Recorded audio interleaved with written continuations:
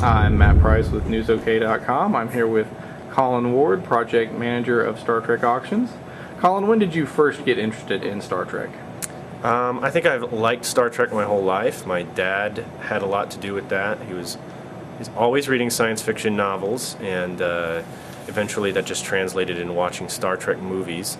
We'd occasionally pick up reruns of the original series if they just happened to be on as a kid. And then I think I remember watching a lot of different movies and wondering when Khan was going to show up. And that never happened because I was watching like Superman 2 or something.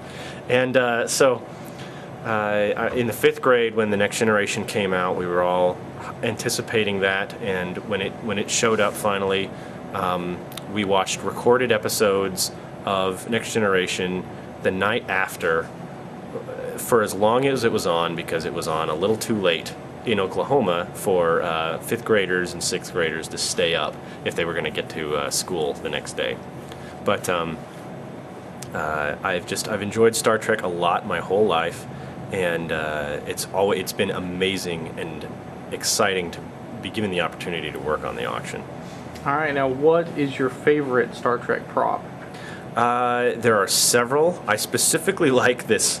There was a lock that got reused a lot in Star Trek Enterprise, and it's just because it was very complicated and a lot of care went into building this thing. And it shows up in episodes when they needed to get into the time-traveling helpers' quarters in the series. Crewman Daniels was a guy from far into the future that knew way more about what was going to happen in the franchise than the characters on that series knew. And once he was kind of dispelled, they locked his quarters up. It was just a really integrated prop. It had a lot of batteries in it. It had punching buttons, lights, all kinds of things. It was a really complicated thing to put together, and at the same time, it had a really simple purpose. It just magnetically attaches to stuff.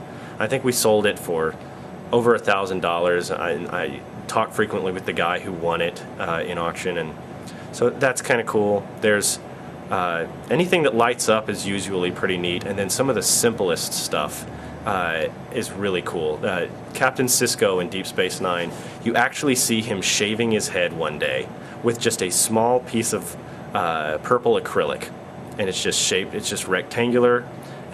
It's just nothing, but you never see anybody shaving in Star Trek, so it was kind of neat to see that, and it was kind of a shock to just pull it out of a box because it hadn't exactly been stored with a tag or anything. So simple stuff, complicated stuff, it just depends on what it is. And there's a lot of costumes that have been really, really great to see because I never thought I'd see them in my own two hands. All right, thanks a lot. That's Colin Ward from the Star Trek Auctions. You got it. Let's see it.